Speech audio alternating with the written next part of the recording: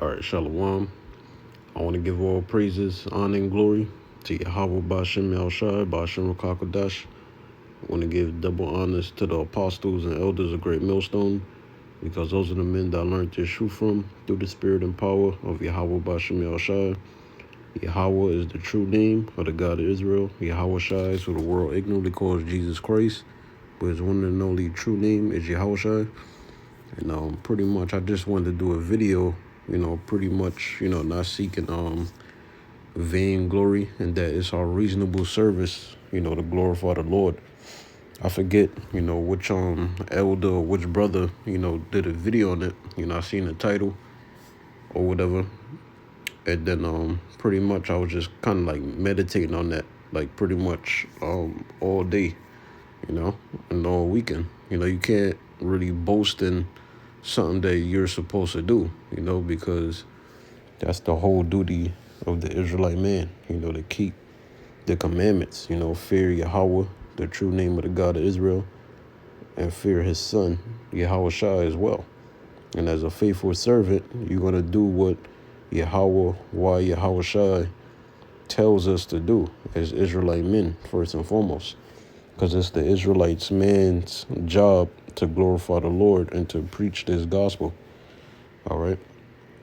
So with that, let's start off with Romans 12:1. This is Romans 12:1. It says, "I beseech you, therefore, brethren," and this is Paul speaking to the Israelites, that was in Rome, because this epistle or his epistles is written to the Israelites that's scattered, in those different regions. All right.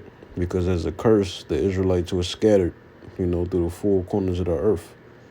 And in that process, they became Hellenized even before the major scattering, which was the transatlantic slave trade, So they became Hellenized during the Greek Empire and the previous empires, before them. So they started thinking in the Gentile state of mind. They started thinking that they were natural Gentiles, but they're not. Their kids started growing up in captivity, started talking and acting like the heathens, keeping the heathen customs, and forgetting their true identity, which is being Israelites. So that was the job of pretty much the prophets in the New Testament, to pretty much bring Israel back in that remembrance and get them out of that Gentile state of mind through the spirit and power of Yahweh Shai. And that's what we do today. So Romans 12:1, "I beseech you, therefore, brethren, by the mercies of the Most High." We under mercy, which goes hand in hand with grace, which we have grace through the blood of the Lamb, which is Yahweh Shai. But we're not supposed to use, our grace, as a cloak of maliciousness, as Peter talks about, the head disciple. And to do something malicious is to do something, evil. So even though, the Israelites, beginning with the elect of the nation of Israel, is under grace, excuse me, that doesn't mean you can willingly sin like that. All right. Because the Lord, he did die for all the nation of Israel, Romans 11:26, but he's only dealing with the elect. Yahweh through Yahweh Shai is only dealing with the elect in his time. All right. So it says that ye present your bodies a living sacrifice. So that's what you're supposed to do. And this is the whole duty of man. Ecclesiastes 12:13, the whole duty of the Israelite man is to fear Yahweh and fear Yahweh Shai.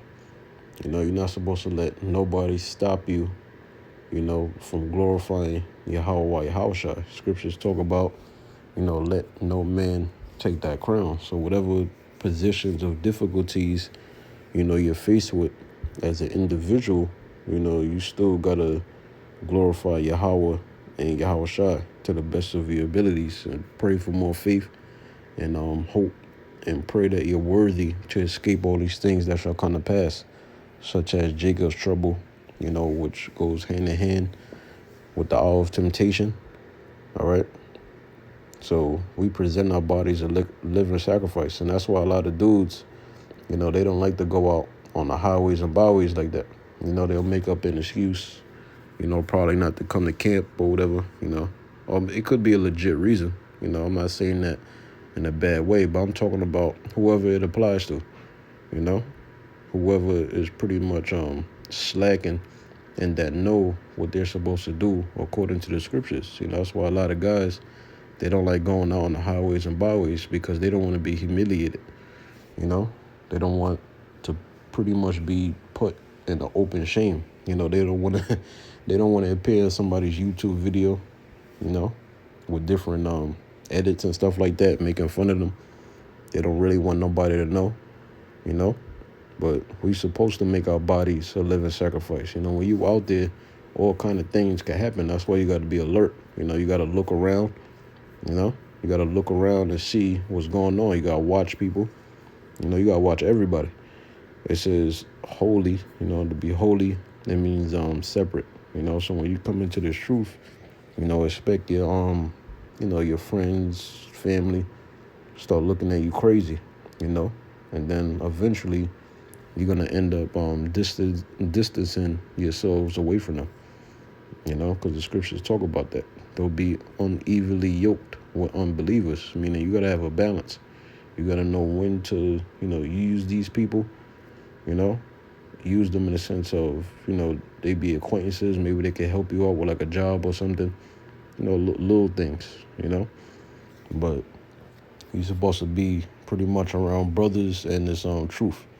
All right, this is what you need to focus on. It says acceptable unto the Most High, so whatever sacrifice, you're making as an individual, make sure it's acceptable to the Most High. We're sinners in the flesh, we're not perfect, but at the same time, you got to just glorify the Lord to the best of your ability.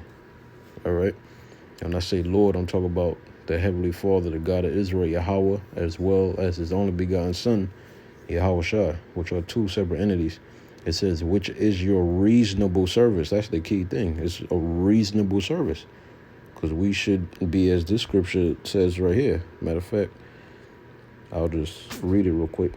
This is Isaiah 1:9. See, this is why it's our reasonable service. Because if it wasn't for Yahweh, it wouldn't even be a nation. So you're supposed to worship Yahweh.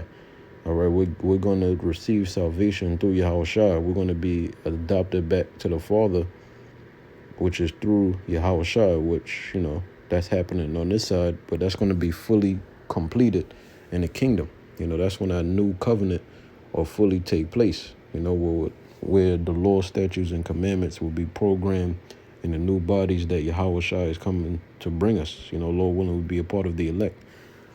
And then those perfect vessels will be pleasing unto the Father, because he's only pleased with perfection. Isaiah 1:9, except the Lord of hosts, meaning the Lord of armies, had left unto us. The us is talking about the nation of Israel. And then it says a very small remnant. All right, because the Lord, he deals with a small sanctuary. And that's what the elect of the nation of Israel is, compared to the whole nation. We should have been as Sodom. All right, and we should have been like unto Gomorrah. What happened to Sodom and Gomorrah and the 5 neighboring cities? They were destroyed for their wickedness of being Sodomites, which the Lord, highly hates, and he doesn't approve of Sodomites. All right, the Lord hates Sodomites. He destroyed a whole civilization of Sodomites, which was ran by the Canaanites. All right, Hamitic nations, which you so-called Negroes, Hispanics, and Native American Indians, you're not Hamitic. Africa is not the motherland. We did flee into Africa, fleeing Roman persecution. When you do your research and understand, Deuteronomy chapter 28, but that's as far as it goes. There's nothing really more to that. Africa is just a place that the Lord allowed us to flee into because, we to escape the Romans and pretty much to preserve us until we went into captivity to fulfill, the scriptures. So it's our reasonable service, So guys that come into the truth and you get, disenchanted over a man and you feel offended or whatever, what about the Lord? The Lord, he wasn't ashamed, to go up on that cross and be that ultimate sacrifice or atonement for the nation of Israel, You got to think about that. You don't want to put the Lord, to an open shame. You have to be fully persuaded in your own mind and understand for yourself, what you're a part of, you know. Proverbs 27:1, it says, boast not thyself of tomorrow, because you have a lot of dudes that were prideful, and they're examples of being a novice, which, I'm a novice too. I'm young in the truth. I'm not an elder or nothing like that, but the examples that I have seen from the older previous videos, you had dudes that boasted in themselves. Maybe they were good at whatever they were good at, in the camp or whatever, or maybe outside the camp. And then, next thing you know, a week later, these dudes are scoffing, So you just want to make sure you're in the right spirit, You want to make sure, you honor the Lord's men, you respect the Lord's men, which are the apostles of Greatmillstone, and the men, under them, which includes myself, So you just want to have that respect, that respect and that fear of the Lord is key in the truth. So you can't boast in yourself, because it's our reasonable service to glorify the Lord. And also it says, for thou knowest not what a day may bring forth. That's why we say, Lord willing. And that's why we fear the Lord, because the Lord, he can take out any one of us. He could put us in a reprobate mind to change the doctrine, So we just got to constantly, pray. Psalms 51, take not thy Holy Spirit, away from me. Because this is all we got. What else you got in the world? So this is Galatians 6:3. It says, for if a man think himself to be something when he is nothing, and that's the key thing. Man is just earth and ashes. Scriptures talk about that. Why is earth and ashes proud? You don't have no right to be proud or to look down upon a brother, or, to think of yourself highly than what you are. It's your reasonable service to do what you're doing, So you can't really boast in yourself, because it's through Yahweh, it's through Yahweh that we have this wisdom, knowledge, and understanding. So it says when he is nothing, because the Lord, the thing about the Lord is, it tells you in the scriptures, he can raise up, stones pretty much. Pretty much the Lord, he can raise up, anybody or any object to do his will, But the key thing is he chose particular vessels to glorify him, which is the elect men of the nation of Israel. It says he deceiveth himself, So you deceiveth yourself thinking, you higher than what you are in the eyes of the Lord. Remember, we need Yahweh, we need deliverance, we need salvation, So you can't think of yourself that you can deliver yourself. That's not the type of spirit you want to be in, trying to seek vainglory. Everything you do, you just want to glorify Yahweh and Yahweh. So this is Romans 3:23. It says, for all have sinned. That's a key thing. You could be a person or look at an individual that does a bunch of videos or a bunch of live streams, but, we all have sinned. We all need Yahweh. And the scriptures talk about in the Apocrypha how when you glorify the Lord, you can never go far enough or do it enough, roughly paraphrasing, So when we do these videos, if you allowed, you could do the live streams or you can go on the highways and byways, understand it's your reasonable service. That's what you're supposed to do as an Israelite man. So it says, for all have sinned and come short of the glory of the Most High. So, and that's why the scriptures, say in the book of Corinthians, which is another epistle of Paul, that what? Flesh and blood cannot inherit the kingdom, because these chains of darkness, this flesh is programmed to be wicked. As much as you want to be righteous, this flesh is going to be wicked. And the scriptures talk about how if you break one sin, you break them all. So this is the point of why we need Yahweh and we need to be changed, and why we can't boast in ourselves. It's our reasonable service. We do this in hopes of obtaining, salvation, So it says, for all have sinned and come short of the glory of the Most High. All right, so when Yahushua comes back by the way of the so-called UFOs to deliver the elect of the nation of Israel, them new bodies we're going to receive is going to have the law, statutes, and commandments, programmed in those new bodies. And they will be perfect. But as for this flesh, it's going to be destroyed, with Babylon the Great. But our spirits is going to receive salvation. So this is Galatians 5:26. Last one. It says, let us not be desirous of vainglory. You don't want vainglory. You don't really want, the spotlight on you. You don't really want that. The actions that, you display in this truth amongst, the brotherhood or whatever, you just want to do everything in truth and sincerity. It says provoking one another. You don't want to provoke or anger an individual, intentionally or on purpose. It says envying one another.